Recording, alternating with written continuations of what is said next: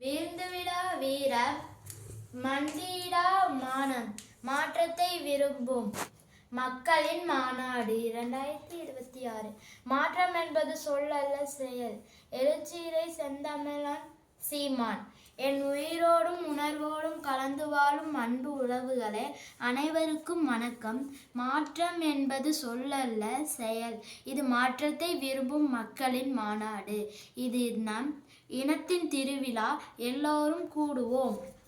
தீய ஆட்சி முறையா ஒழிய தூய ஆட்சி முறையா மலர, கேடுகெட்ட பணநாயகம் ஒழிய பான்புமிகு ஜனநாயகம் மலர, அடிப்படை அமைப்பு அரசியல் மாற்றத்திற்காக எளிய மக்களின் புரட்சி எப்போதும் வெல்லும்.